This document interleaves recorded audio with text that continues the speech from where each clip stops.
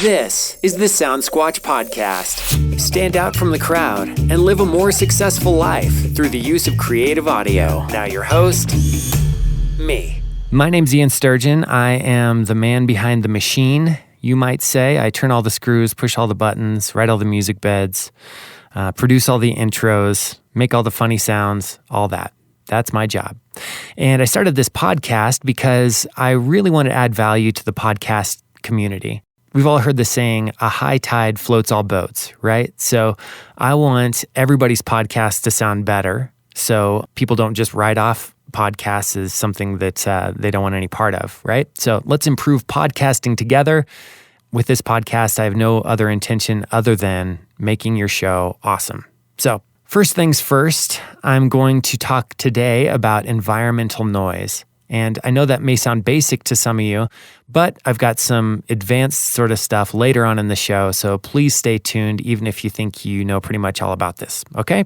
I'm going to assume that all of you listening have purchased a microphone that is between like $60 and $300, somewhere in that range. If not, I suggest you go microphone shopping as soon as possible, because what I'm going to say here probably won't matter if you haven't spent at least that much on a microphone. Get a decent mic.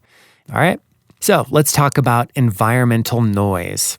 First of all, just sit down in your studio and listen really closely and think about what is making any noise at all right now, and listen really, really closely. After that, go through this checklist and see if something's on here that you might improve, okay? So the first thing, go on your computer and shut down everything that could possibly make a surprise noise in the middle of your podcast. For me, if something pops up like that, an email notification, somebody Skypes me, anything like that, it will completely derail me, and then you got to go back and figure out what you said before everything blew up. So just go on your computer and shut down anything that might make an audible noise before your podcast starts. In that same line of thinking, it sounds silly, but I always forget it. So I'm going to mention it here. Shut off your phone, and don't just shut it off. Like, put it on vibrate and put it in the other room, because it's very distracting in the middle of your podcast if your phone starts vibrating or you just forget to silence it and your wife calls you and reminds you to get eggs on your way home. It can be super annoying and derail you. So get rid of the phone and get rid of your children, at least for a little while.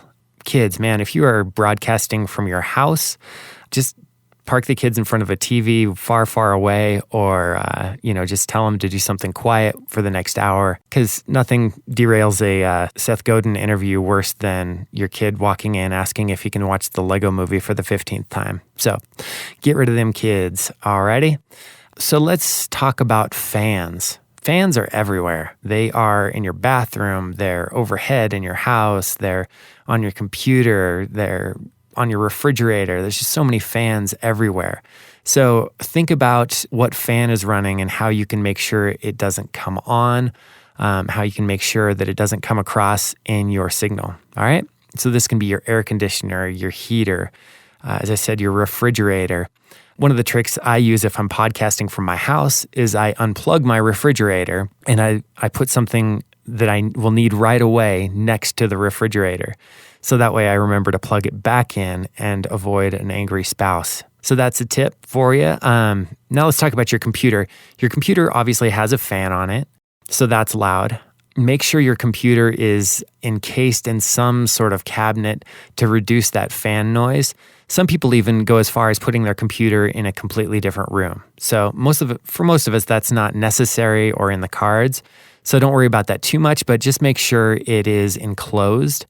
And also, your computer will make vibrations. So if you have a desktop microphone, if it sits on a stand on top of your desk, you need to find a different solution for your microphone. You can buy a cheap boom mic, or you can get a wall-mounted microphone stand, something like that to get your microphone actually off your desk, because your computer will make vibrations and make noise in your signal. So one other thing to think about, and this you won't be able to hear if you're just sitting in your studio, but sometimes when you record, you go back and listen to the mix, and there's this weird like high-pitched tone. And lots of times that can be due to some sort of electronic signal that's coming through your chain somehow.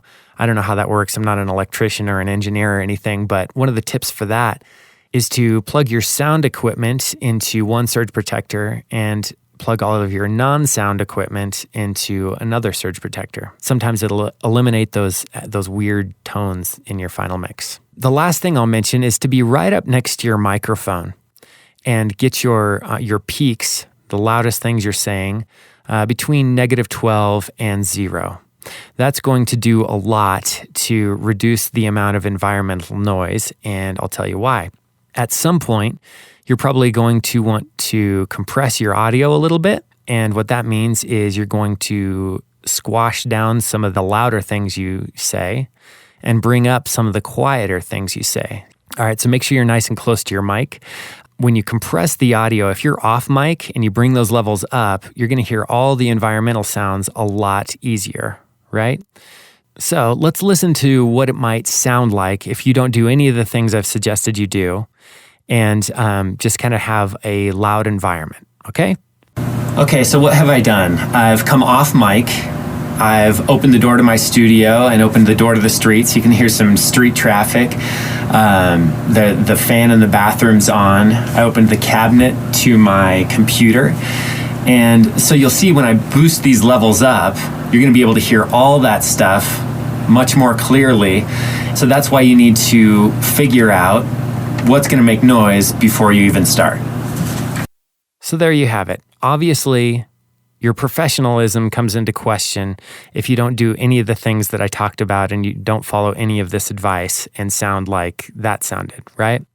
So hopefully you got something from this episode. Another thing I'd like to do right before we close each week is just talk about how audio editing can be sort of a metaphor for life, all right?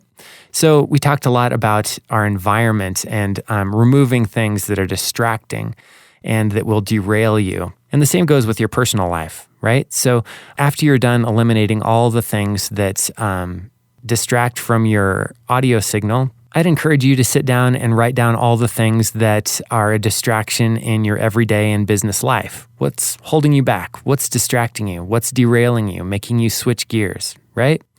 And see if you can pull some of those things out as well. All right, that's all I've got. Have a good one. Thanks for listening to the Soundsquatch podcast. Download free sound design and see what else the Soundsquatch has to offer at soundsquatch.com.